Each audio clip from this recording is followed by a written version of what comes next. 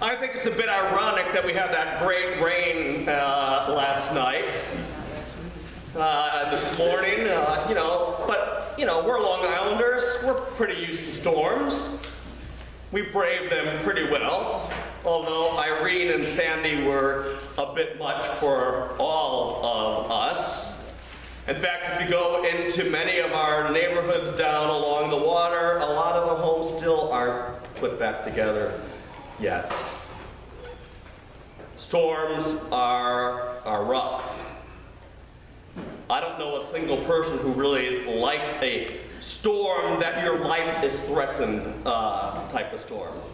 I'm not talking about on a nice spring day when you can be inside and the thunderstorm comes along and you're safe and sound. But I'm talking about those storms that come along where you go, oh wow, this actually might be it. Growing up in the Midwest, we had that all the time with tornadoes. Constantly running into the basement or various places. When that tornado warning would go off, you go hiding. I mean, storms are scary. But there aren't just as normal storms. We have storms in our life that we're all going through on a daily basis that affect us greatly and deeply, and we don't know if we're going to be saved from it. My own life recently, there's been a lot going on in my family. My uncle is in the hospital on his way out. He's around 87 years old. Another uncle has really bad neuropathy and can hardly walk. My aunt, his wife, just had a mini stroke and is doing rehab, but she should be okay. It's amazing how quickly these things come. And then a good friend of mine just got word that his 90-year-old mother is riddled with cancer, when just the week before they were celebrating. In a blink of an eye, the storms come upon us. They always come when we least expect them, and when they happen, they often take us by surprise, even though we know that the storms are coming. In today's gospel, we get that story about Jesus calming the storm. Actually, the Sea of Galilee can get quite rough at times, and those boats weren't very big.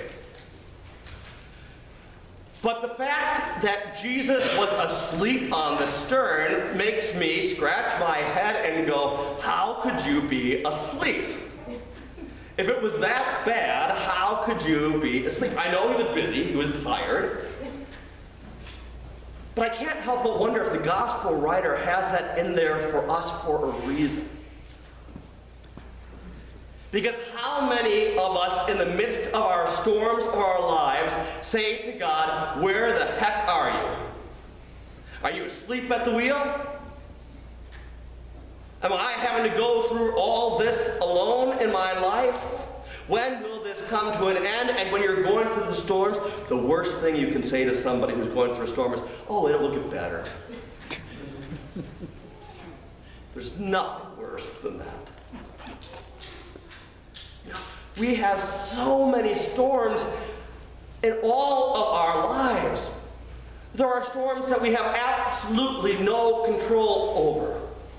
Whether it be an illness, whether it be getting fired from a job, whether it be a child who's out of control.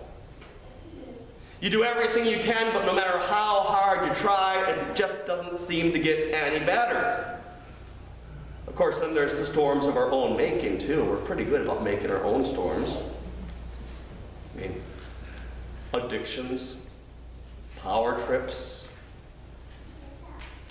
false humility, and all of these things that can lead us down a path which is never good.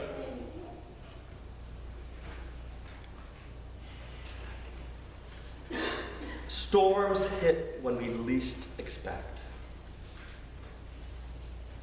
Storms hit for bad people, as much as storms hit for good people.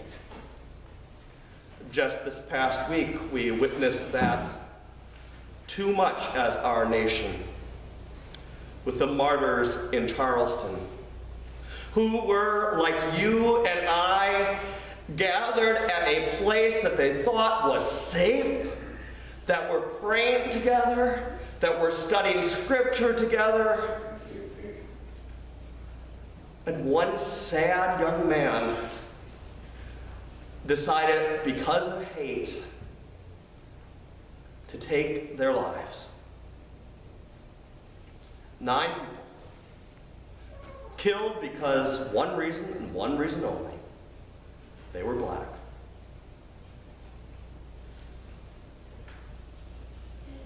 We never know when these storms will happen. After you've made it through the storm, you know that once the storm is done, everything does start calming down. You know that the sun will come up.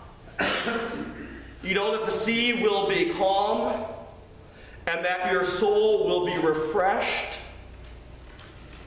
But if you are going through a storm, or if you know somebody who's going through a storm, when we feel as if Jesus is asleep at the stern or at the wheel, we ourselves need to be there for the other. What a difference it makes if you're going through a really rough patch. If somebody calls you and says, "How you doing? What can I do for you? How can I take some of that burden on me?"